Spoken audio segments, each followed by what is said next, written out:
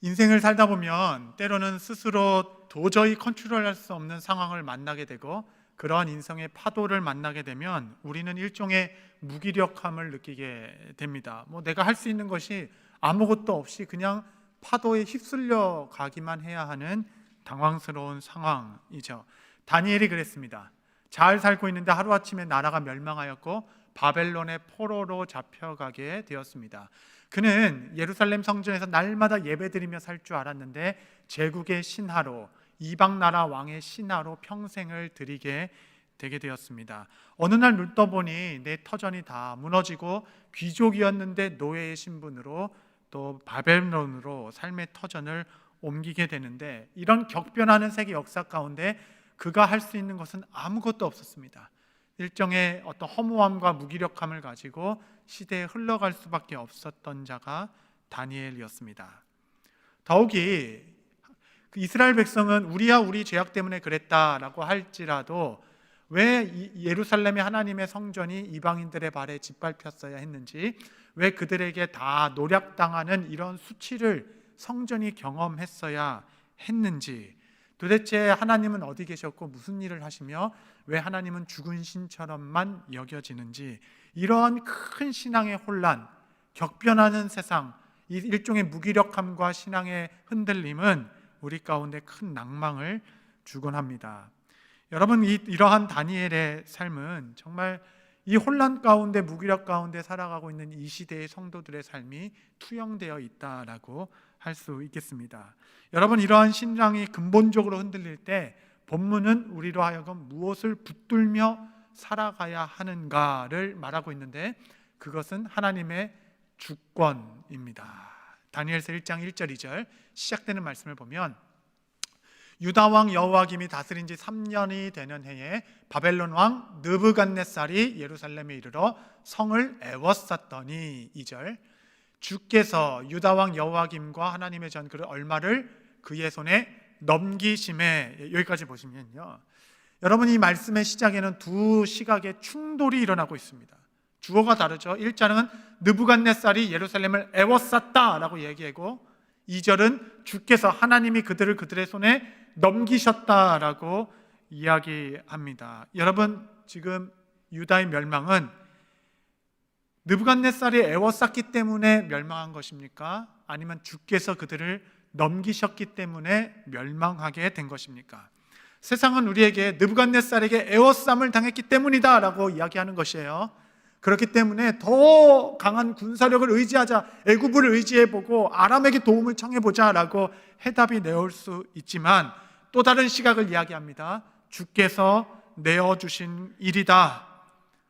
주께서 내어주셨으니 주께서 풀어주시리라. 주께서 막아주셨으니 주께서 열어주시리라. 이 시각으로 믿는 자들, 하나님 주권을 믿는 자들은 바벨론에 유배된 상황일지라도 하나님 앞에서 정직하고자 하며 그의 신앙을 지키고자 했을 것입니다. 여러분, 삶은 곧 해석입니다. 어떻게 해석하냐에 따라서 어떻게 살아가는 자가 결정될 것입니다. 그러므로 성도 여러분, 이 바벨론 땅과 같이 살아가는 이 땅에서 여러분의 삶이 혼돈스럽고 흔들리고 신앙이 근본적으로 흔들리는 상황이 있을지라도 하나님의 주권을 붙드는 신앙을 굳건히 붙들게 되시기를 바랍니다. 여러분, 결국 신앙은 하나님의 주권에 나의 삶을 온전히 드리는 선한 싸움입니다. 그래서 다니엘서의 주제는 하나님의 주권이에요. 얼마나 주권적인 하나님, 역사를 이끄신 하나님을 다니엘 통해서 계시로 말씀해 주셨습니까? 다니엘서에 보면 하나님의 주권을 드러내게 하는 사건이 5개에 기록되어 있습니다. 그 중에 하나가 오늘 읽은 본문, 왕의 진미에 참여하지 않은 다니엘의 결심 사건입니다. 오늘 본문은 유명하죠. 왜냐하면 왕의 진미 앞에서 뜻을 정해서 내가 고기와 포도주 먹지 않겠다, 내 얼굴빛으로 확인해 주십시오, 이런 일들을 통하여 하나님의 앞에서 뜻을 정한 다니엘. 그래서 1장을 설교할 때마다 그 뜻을 정한 것 같이 우리도 하나님 앞에서 뜻을 세웁시다, 우리의 서원과 계획과 헌신의 뜻을 세웁시다 라고 이야기하나, 여러분, 사실은 다니엘 1장에서 다니엘이 하나님 앞에서 뜻을 세웠던 것보다 훨씬 더 중요한 기초와 기반이 있는데, 그것은 하나님이 다니엘을 향하여 뜻을 세우셨다라는 것입니다. 여러분, 이게 훨씬 더 중요합니다. 날마다 요동치는 나의 연약한 의지, 나의 감정에 의지하여서 무언가 뜻을 세운 것보다 훨씬 더 든든한 기초는 하나님께서 만세 전부터 불변하시는 하나님의 뜻과 권능으로 교회를 향하여, 여러분 가정을 향하여, 여러분을 향하여 뜻을 세우셨다. 여러분, 이것이 훨씬 든든한 기초가 됩니다. 본문 8절에 보면 다니엘의 뜻을 정하여 왕의 진미에 참여하지 않았다. 이 결정에 우리가 놀랍고 감사하지만 더 놀라운 진리는 9절에 있어요. 다니엘서 1장 9절 말씀 한번 우리 같이 읽겠습니다. 시작. 하나님이 다니엘로 하여금 환관장에게 은혜와 긍휼을 얻게 하신지라. 아멘. 하나님은 다니엘에 향하여 뜻이 있었기 때문에 그가 가는 어디든지 은혜와 긍휼을 입게 하시는 은총으로 그를 꽉 붙들어 주셨습니다. 때로는 지혜를 주셨고 담대함을 주셨고 또 주님께 믿음을 주셨고 사람들에게 은혜를 받게 해주셨고, 여러분 이 복이 언제까지였냐면 다니엘서 10장에 고레스 왕 원년까지. 이게 뭐 우리가 들어서 감동이 없는데 고레스 왕 원년까지 가려면 여러분 왕이 4번 바뀌었어야 했어요. 느부갓네살, 벨사살, 다리오, 고레스. 여러분 왕이 4번이나 바뀌었는데 권력 서열의 2번째, 3번째 총리로 있었던 자만 흔들리지 않게 그 자리를 어떻게 유지할 수 있었겠어요? 전국이 요동치는데. 뿐만 아니라 여러분 다니엘은 4개의 제국에서 살았습니다. 유다 나라에 살았고 바벨론 제국에 살았고 그게 메대 나라에 살았고 바사 제국에 이르기까지 4명의 왕이 바뀌고 새 제국이 흥망성쇠하는 과정 가운데 모든 게 격변하고 모든 게 흔들리고 모든 게 새로워지는데 오직 다니엘만 그 자리에 견고하게, 여러분 다니엘을 하나님께서 붙들어 주시니 왕이 4번 바뀌고 제국이 3번 흥망성쇠했음에도 불구하고 다니엘은 항상 그 자리에서 그 부르심의 뜻을 감당할 수 있었습니다. 아무도 그를 흔들 수 없었어요. 하나님께서 그를 붙드셨고 그를 향한 뜻을 세우시기 때문에 그렇습니다. 다니엘은 굴곡이 없었던 삶이 아닙니다. 여러분 평탄했던 것이 아니라 그의 삶은 형통했습니다. 형통은 내 삶을 통해 하나님의 뜻이 이루어지는 것을 우리는 형통이라 부릅니다. 엄청난 모함을 받았죠. 종교적 핍박을 받았고 술사들과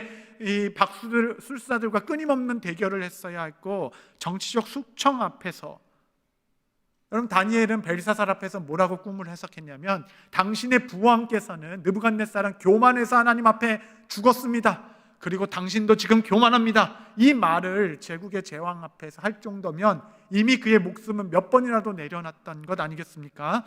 그의 친구들은 풀무불에 들어갔고 사자굴에 던져지기도 했지만 하나님께서 뜻을 세우시니 그 어떤 제국이라도 왕이라도 사자 입 앞에서라도 하나님께서 그를 보호해 주시고 붙여 주시고 인도해 주시는 이해할 수 없는 은혜를 누리게 하였습니다. 그 하나님께서 여러분을 향한 뜻이 있다 말씀하십니다. 아무도 흔들 수 없는 뜻, 만세 전부터 이 교회를 향한 비전과 꿈이 있다라고 말씀하십니다. 이 세상의 그 어떠함으로부터 흔들리지 아니하는, 쇠하지 아니하는, 변하지 아니하는 하나님의 뜻과 비전, 그 뜻이 있기에 오늘 우리가 세우는 작은 결실들, 작은 헌신들이 새로운 의미를 갖게 되는 것입니다. 그러므로 성도 여러분, 우리는 이 신앙의 고백 안에 날마다 서야 합니다. 여러분의 삶은 느부갓네살에게 애워싸인 것입니까? 하나님께서 여러분을 내어주신 것입니까? 하나님은 실수가 없으시고 우리는 하나님의 주권을 믿으며 그의 지혜는 땅의 하늘에서 높은 것 같이 우리보다 훨씬 더 높으시다 하시오니 내가 이해할 수 없는 상황에서도 하나님의 주권 붙들고 하나님은 나를 향한 그 뜻 위에 내 작은 헌신을 하나하나 세워갈 때 하나님께서 주신 은혜로 우리의 삶은 풍성하게 될 것입니다.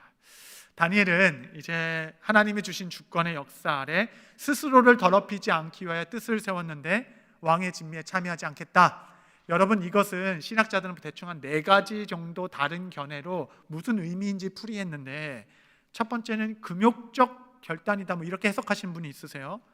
그러니까 우리가 금식 기도하듯이 고기 안 먹어 이렇게 얘기하면서 금욕적인 신앙을 위한 결단이었다 이야기하신 분도 계시고, 어떤 분은 종교적 결단이다, 이 모든 음식들이 우상에 들려졌던 것이라서 우상에 드렸던 음식으로 나를 더럽히지 않겠다라는 어떤 종교적 결심이었다라는 견해도 있습니다. 채소는 괜찮냐 그런 생각도 있지만 어쨌든 세 번째는 정치적 결단이다. 나는 느부갓네살 왕을 섬기는 신하이지만 나의 왕은 여호와 하나님이시다라는 신앙 고백을 가시적으로 담아서 고기를 먹지 않는 것으로 말미암아 나는 누구의 백성인지를, 또 누구를 섬기는 자인지를 드러나고자 한 것이다 라고 이야기를 합니다. 설득력이 있죠. 근데 제가 여러분과 함께 좀 보고 싶은 것은 네 번째 견해입니다. 그것은 정체성의 결단이다 라는 겁니다. 음식을 구별한 것은 나의 정체성을 지키기 위한 세상을 향한 저항이라는 겁니다. 내가 누구인지를 기억하고 세상과 타협하지 아니하고 세상으로부터 더러워지지 않겠다라는 하나님과 세상 앞에서 스스로 그어놓은 그 선, 그 결단. 그래서 성경은 하나님의 말씀에 따라, 율법에 따라 라고 말하지 않고 스스로 뜻을 정하였다라고 강조하고 있는 듯 합니다. 여러분, 지금 다니엘은 나라를 구하고자 하는 것이 아닙니다. 내가 고기를 먹고 안 먹고가 나라와 무슨 상관이 있겠어요? 또한 이것을 통해서 하나님의 권능을 드러내고자 하는 어떤 고결한 뜻이 있는 것도 아닌 것 같아요. 왜냐하면 우리 형제들은 다 망해가지고 가난과 궁핍 가운데 헐벗고 있는데 나만 선택받아가지고 고기 먹지 않는 것으로 권능을 보이겠다라고 이야기하는 간증은 백성들과 좀 너무 거리가 있어 보입니다. 다니엘은 단지 자신의 신앙을 지키고 싶었던 것 같습니다. 자기의 정체성. 왜냐하면 그는 바벨론의 언어를 배워야 했고 문화를 배워야 했고 교육 시스템 안에 들어갔습니다. 그의 이름도 벨드사살이라는 다른 바벨론식 이름으로 그의 정체성이 주어졌습니다.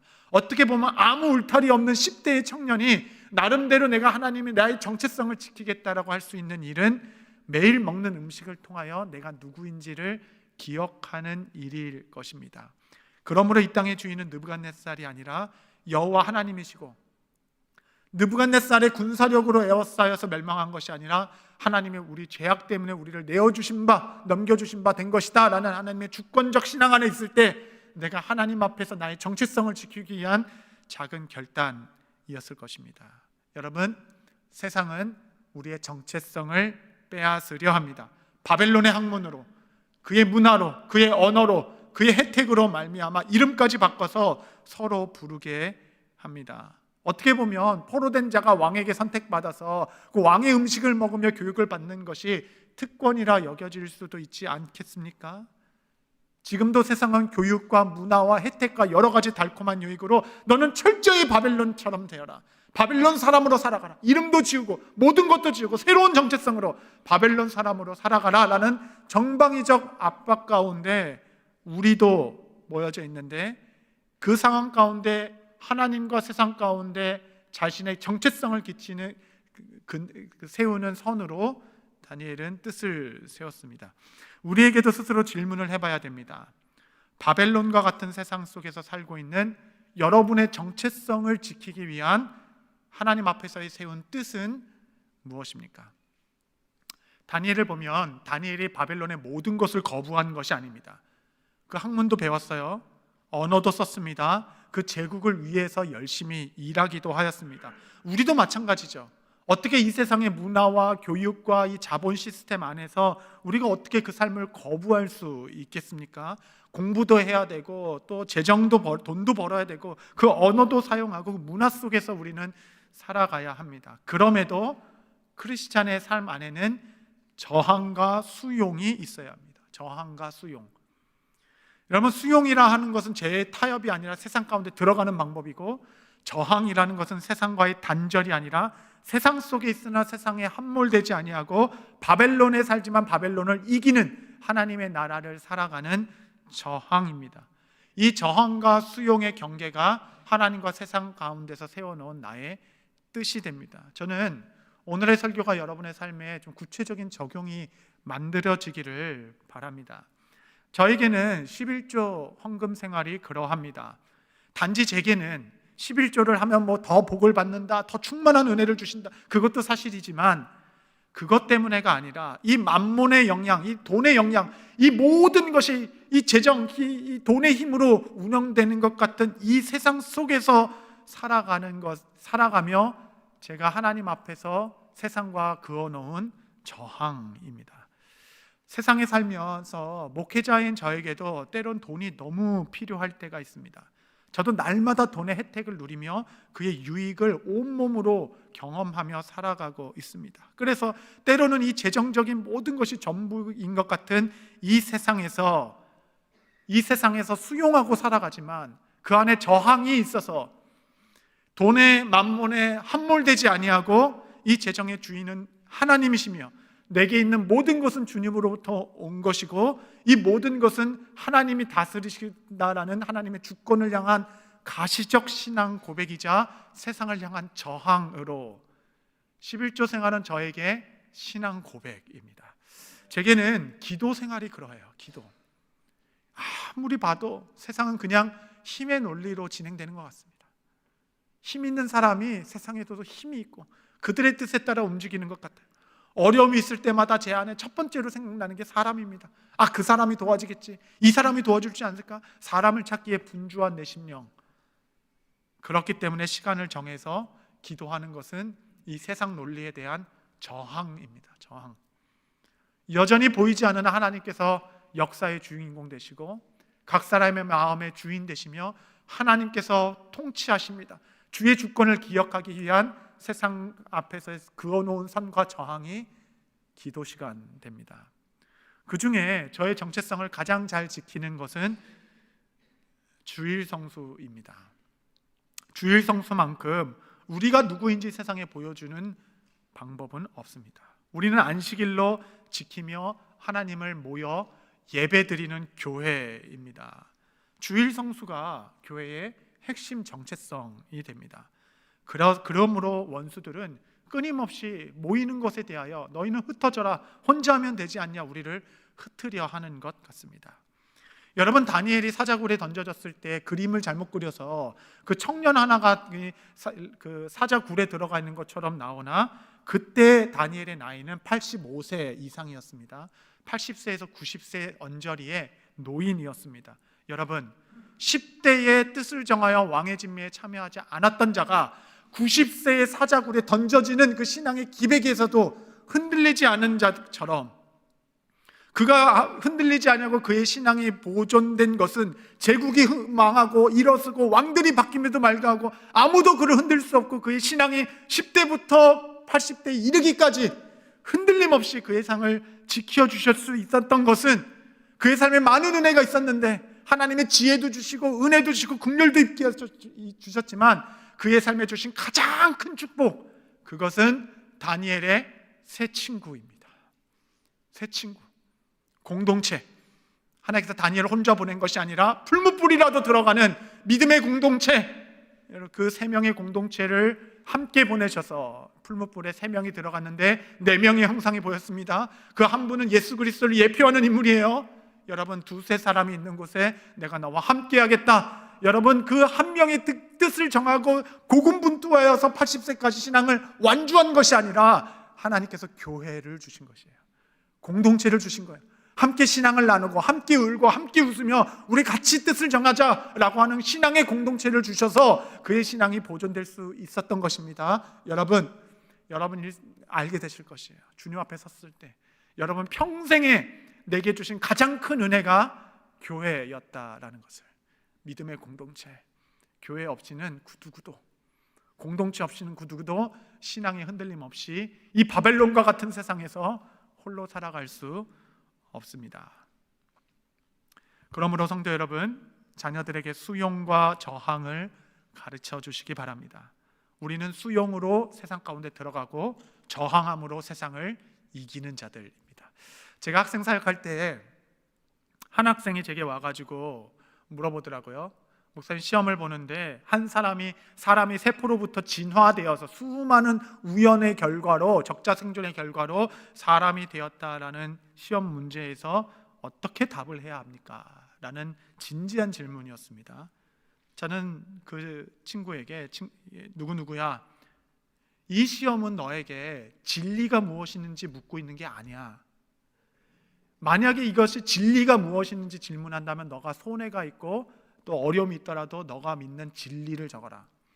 그런데 이 시험 문제는 나라가 정한 그 지식의 습득 능력을 물어보는 거다. 이 나라가 정한 교육에 어떻게 됐는지라는 지식을 너가 잘 습득하는 교과 과정을 하고 있는지 지식을 물어보는 것이니, 세상에는 어떻게 이해하고 있다는 그 지식을 너가 공부한 대로 써라. 그래서 너가 지금 오답을 적는 것보다 더 중요한 것은 나라를 위하여 기도하는 것. 너가 더 영향력 있는 사람이 되어서 교육계에 들어가고 정치계에 들어가고 신실한 사람이 되어서 또 고민하는 다음 세대의 울타리가 되어주는 것이 훨씬 더 중요하다. 여러분, 수용으로 세상에 들어가고 저항으로 세상을 이기도록 자녀들에게 재정을 가르쳐 주실 때 많은 돈이 많은 자가 부유한 게 아니라 재정에서 자유한 자가 부유하다는 것을 가르쳐 주십시오. 돈이 많다고 부유한 게 아닙니다. 그냥 완전히 묶여가지고 얼마나 가난한 삶을 살아가는지. 기도 생활을 가르쳐 주십시오. 평탄할 때는 우리가 기도 시간을 지키는 것 같아도 정말 어려울 때는 기도 시간이 너를 지켜줄 것이다. 교회 생활의 중요성을 알려주십시오. 세상이 만만치 않다는 것을, 누구도 홀로 신앙생활을 할 수 없다라는 것을 가르쳐 주시기 바랍니다. 한 가지 더, 이 본문을 통해서 우리가 배워야 될 세상을 향한 태도가 있습니다. 저는 이 태도를 우리 모든 크리스찬들이 배워갈 수 있게 되기를 바랍니다. 그것은 자기가 정한 뜻을 세상에 표출하는 방법입니다. 다니엘은 자신의 신앙에 따라 왕의 진미에 참여하지 않겠다라는 결정을 내립니다. 그런데 그 결정이 생각지도 않게 환관장에게 피해를 준다라는 것을 알게 되었어요. 환관장이 얘기를 듣고, 야야야, 왕이 나에게 명령했는데 너가 그냥 이렇게 쇠잔해져 있으면 내 일을 못 해가지고 내가 피해를 본다라는 이야기를 듣게 됩니다. 그렇죠? 여러분, 나 혼자 결정하고 그냥 나 혼자 해나가면 됩니까? 죽으면 죽으리다, 신앙적 결정, 그냥 나의 뜻을 누가 막냐라고 막 이렇게 나가면 됩니까? 이 세상이 얼마나 복잡하게 엮여 있는데 나의 결정 하나에 전혀 생각지도 못했던 사람이 피해가 갈 수 있고 어렵게 될 수 있는 것 아니겠습니까? 세상이 이렇게 복잡하게 엮어져 있기 때문에 다니엘은 죽으면 죽으리다, 나는 내 자유가 있다라고 밀어붙인 것이 아니라 12절에 뭐냐면 환관장에게 청하노니, ask permission, 2번 나옵니다. 당신에게 좀 허락을 구합니다. 내가 이렇게 결정을 했는데 우리 한 10일 동안만 한번 테스트 기간을 가져서 그래도 아무 이상 없으면 내가 내 뜻을 지킬 수 있도록 허락해 주십시오. 그래, 한번 10일 동안만 해보자. 10일 후에 아무 이상 없으니 끝까지 할 수 있도록 열어준 것 아니겠습니까? 여러분, 누가 뭐라 하든 나는 내 믿음 지킨다 하며 돌진하는 것은 건강한 그리스도인의 태도가 아닙니다. 우리는 절대적 진리를, 여러분, 절대적 태도로 전하는 자들이 아닙니다. All things to all men. 나는 헬라인에게는 헬라인이 될 것이에요. 유대인에게는 유대인이 될 것입니다. 가난한 자들에게는 가난한 자처럼, 부유한 자들에게는 부유한 자처럼, 왕 앞에서도 부끄러워하지 아니하고 어린아이 앞에서도 친구가 될 수 있어요. All things to all people. 우리가 절대적인 진리를 누구에게나 어떤 모양이든지 전할 수 있는 자. 그러므로 성도 여러분, 우리가 가진 절대적인 진리를 겸손과 온유와 친절함의 그릇에 담아 무례하지 않도록. 사랑은 무례한 것이 아닌데 언제부턴가 우리 기독교가 너무 무례한 종교같이 보여져서 수용과 저항. 여러분, 절대적인 진리에 대해서 우리가 저항할 것입니다. 그러나 모든 사람에게 모든 사람의 모양으로 우리는 나아갈 것이에요. 예수님의 절대적인 진리를 표출하는 방법은 하늘에 불을 떨어뜨리는 것이 아니라 그리스도의 십자가입니다. 베드로 사도는 그리스도의 십자가를 이렇게 이해했습니다. 그는 욕을 당하시되 맞대어 욕하지 아니하였고 고난을 당하시되 위협하지 아니하셨고 오직 공의로 심판하신 이에게 부탁하시며 모든 믿는 자들로 그 자취를 따라오게 하셨느니라. 할렐루야. 모든 사람에게 모든 모양으로. 우리가 믿는 이 절대 진리를 십자가라는 온유의 그릇, 겸손의 그릇에 담겨 전달한다면 여러분, 놀라운 일이 일어나게 될 것입니다. 이러한 다니엘 세대가 일어나는 꿈, 여러분, 교회 안에 아무리 열심히 아이를 양육해 봐도 대학교 가면 다 실패한다, 다 무너진다라는 이러한 수치를 가진, 이런 일종의 수치죠. 이런 수치와 부끄러움을 가진 교회가 아무 저항 없이 받아들이는 것이 아니라, 여러분 청년일 때 하나님에 향한 꿈을 꾸었던 그 다니엘이 80세 노인이 되어서도 사자굴 앞에서도 그 기백을 잃지 않고 그 신앙이 보존되었듯이, 정말 이런 소망을 담아 다니엘 세대가 일어나는 꿈을 담아, 여러분 이것이 또 하나의 구호와 어떤 외치는 공허한 소리가 되지 않기 위하여 우리 교회는 듀 미니스트리라는 새로운 사역을 시작하고자 합니다. 사진을 좀 보여드리면, 듀 미니스트리, 여러분 이 사자 얼굴을 보시면 우리 로고입니다. 보면은 표정이 있어요. 위험하면서도 뭔가 좀 인자한. DEW, 듀는 Daniel Explores to Witness, 다니엘이 증인된 삶의 그 여정을 우리가 따라갈 것이고, 듀는 새벽 이슬이죠. 새벽 이슬 같은 주의 청년들이 주께 나오는도다. 듀 미니스트리는 3학년부터 12학년에 자원하는 자들을 모집받아 4개월간 훈련을 받고 배운 것을 10일 동안 전도여행을 통하여 적용해보는 제자 훈련과 선교가 복합된 다음 세대 사역이 될 것입니다.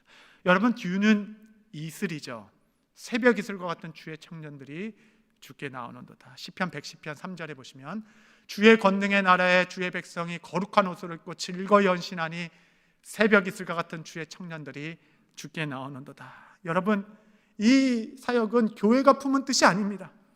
여러분, 우리가 이런 프로그램을 하자 이런 뜻을 받다보다 훨씬 더 중요한 것은 주님께서 만세 전부터 이 시대의 청년들을 향한 꿈을 품으셨고, 여러분 이것은 비전을 본 것입니다. 들은 것이 아니라 새벽 이슬과 같이 즐거이 연신하는 주의 청년들이 나오는도다. 이전 시대마다 청년들은 항상 나와왔고, 여러분 어떤 시대든지 어떤 부흥이든지 청년들을 없이 있었던 부흥은 없었습니다. 하나님 이 시대를 향한, 청년들을 향한 주의 뜻이 있기 때문에 그 주님의 놀라운 불변하신 소망과 그 뜻 위에 우리의 작은 결심과 우리의 헌신과 우리의 노력을 그 위에 올려놓는 것이 의미가 생기는 것입니다. 여러분, 이 천국 복음이 땅끝까지 전해지는 데 있어서 주님은 끊임없이 주의 젊은 세대들을 불러 주의 종으로 세워나가실 것입니다. 그 뜻을 우린 듀 미니스터리에 담고자 하는 겁니다. 이 듀는 풀어서 다니엘 익스플로스 윈니스, 다니엘의 여정. 그러므로 우리는 우리 자녀들에게 다니엘과 같이 수용과 저항을 가르칠 것입니다. 세상 가운데 어떻게든 더 수용해서 들어가자라는 그런 복음을 거부할 것이고, 세상과 완전히 거부되어서 개토화되어서 따로 진행하는 그런 삶을 살지 않을 것이에요. 우리는 등불을 세상 가운데 둘 것입니다. 저항과 수용을 통해서 너가 스스로 세워놓는 경계가 무엇이냐? 스스로의 뜻을 정해라. 너가 평생 80세 이르기까지, 90세 이르기까지 신앙의 기백을 지키기 위하여 이 바벨론과 같은 세상에서 너의 정체성을 지킬 수 있는 결단이 무엇인지 스스로 결단하게 할 것이고, 그것을 지킬 수 있도록 도와줄 것입니다. 듀를 통해서 사드락, 메상, 아벳느고 풀무불이라도 함께 들어가는 믿음의 공동체를 만나게 해줄 것입니다. 여러분, 공동체를 이루는 방법은 딱 하나예요. 무엇인지 아세요? 같은 은혜를 받는 것. 같은 은혜.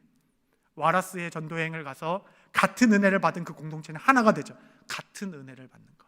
이들이 같은 은혜를 받아 믿음의 공동체를 이뤘을 때, 이제 부모가 아무것도 해줄 수 없는 때가 오면 그 믿음의 공동체가 그들을 지켜나갈 것입니다. 그들에게, 우리 자녀들에게 진리를 어떻게 세상에 펼쳐나가야 되는가? 십자가의 방법으로, 온유와 겸손함으로, 친절함과 무례하지 않음으로, 십자가의 방법으로 all things to all men, 모든 사람에게 모든 사람의 모양으로 나아가는 방법을 전하고, 이 배운 것을 전도행을 통해서 하나님께서 세상에서 얼마나 놀라운 일을 행하시는지, 예배가 얼마나 즐거운 일이고 선교는 얼마나 신나는 일인지, 하나님의 창조와 역사, 세계 가운데 운행하시는 주님의 일들을 보게 하게 할 것입니다. 이 일을 위하여 지난주에 설교를 다 마치고 바로 터키로 떠나서 모든 곳을 사전 답사하고 다시 돌아왔습니다. 터키에서의 시간이 꿈만 같았습니다. 이곳에 가서 아이들에게 이거를 보여주고 이거를 먹게 하고 이것을 느끼게 해 주어야겠다. 안전을 점검하였고 모든 곳에 기도를 심고 오게 되었습니다. 어떤 장로님이 저한테 물어보시더라고요. 이 듀 미니스트리 언제부터 준비하신 겁니까? 그 질문에 저는 20년 전부터 준비했습니다. 제가 제 삶을 구체적으로 하나님께 드리고 헌신하는 그 순간부터 이 사역을 준비하게 되었습니다. 여러분 기도해 주십시오. 10년 후면 수없이 많은 다음 세대들이 복음 들고 즐거이 헌신하는 것을 여러분은 보게 될 것입니다. 우리 동네가 학군이 좋아가지고 많은 분들이 이주하는 곳인데, 이제는 자녀의 신앙 때문에 좋은 신앙을 유지해주기 위하여 이곳으로 이주하는 가정들도 여러분은 보게 될 것입니다. 수많은 교회들이 와서 이 사역을 보고 배워갈 것이고, 그들 가운데 적용함으로 말미암아 누룩과 같이 하나님의 나라 함께 연합하는 놀라운 운동들이 일어날 것이고, 그 운동을 막을 자가 없을 것입니다. 사랑하는 성도 여러분, 궁금하지 않으십니까? 제가 지금 빨리 저쪽 넘어가야 되는데 지금 좀 기다리라고 하죠. 뭐죠? 궁금하지 않으세요? 다니엘과 세 친구가 10대에 잡혀왔는데 어떻게 그런 믿음이 있지?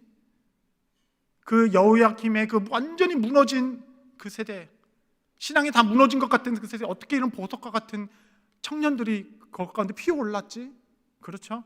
풀무불에도 던져질 만한. 여러분, 다니엘은 이스라엘 역사 중에 다윗 이래로 가장 뜨겁게 여호와 하나님을 사랑했고 가장 강력한 개혁을 이루었던 요시야 왕 그 시대의 주일학교 출신들입니다. 요시야가 율법을 뜨겁게 사랑했어요. 모든 백성은 몸만 다해 힘을 다해 여호와 하나님만 사랑하라, 모든 우상을 제하라, 1년에 3번씩은 항상 예루살렘에 와서 제사를 드리자. 그 요시야 왕 때에 주일학교로 자라났던 세대가 다니엘 세대입니다. 사랑하는 성도 여러분, 요시야 세대가 있었기 때문에 다니엘과 같은 그룹들이 일어난 것이에요. 이제 부모님들은 요시야 세대와 같이 더 뜨겁게 말씀을 사랑하시고 더 주님을 사랑하셔서 큰 울타리가 되어주시고, 그 울타리 안에 다음 세대, 새로운 헌신하는 우리 다니엘과 같은 세대들이 마음껏 일어날 수 있도록 여러분 헌신해 주시기 바랍니다. 제가 담임 목사를 처음 시작할 때 제 아내랑 37이었는데 담임 목사 되면 제가 너무 힘든 걸 알고 있었어요. 그래서 왜 일찍 담임 목회를 해야 되나, 좀 더 있다 하자, 그런 생각도 있었지만 빨리 담임 목사가 되고자 했던 이유 중에 하나가, 결정적인 이유는 이 교육부 사역이었습니다. 정말 해야 하는 이 꺼지지 않는 열정과 같은 이 사역이 있었고, 이를 위하여 헌신하는 데 주저함이 없었습니다. 그래서 제 생각엔 교육부 열심히 하려고 왔다라는 담임 목사를 누가 좋아하나 막 그런 생각을 했었는데, 뉴저지에 있는 모 어떤 교회가 본당이 그렇게 좁은데 본당 안 짓고 교육관을 짓는 교회도 있더라고요. 지난 38년 된 뉴저지 초대교회, 새로운 부흥의 터가 되어서 만세 전부터 한 번도 포기하지 않으셨던 하나님의 그 뜻이 있다 하시니, 그 뜻 위에 우리의 작은 헌신을 세워 또 한 세대, 다음 30년을 바라보며 천국 복음을 땅끝까지 전하는데 쓰임받는 복된 교회 거룩한 성도, 우리 다음 세대 되시기를 축복합니다. 기도하겠습니다. 우리 간시 기도할 때, 하나님, 우리의 자녀들을 아버지께 의탁하오니 만세 전부터 새벽이 있을 것 같이 헌신하여 날아오는 주의 무리들로 하나님 우리 교회의 터가 사용되게 허락하여 주시고, 하나님 우리가 요시야 세대가 되어 다니엘과 같은 세대들을 우리가 눈으로 보며 하나님께 영광 돌리는 복된 은혜를 허락하옵소서. 우리 교회를 생각하며, 우리 가정을 생각하며, 자녀들을 생각하며 합심하여 주 앞에 기도합니다.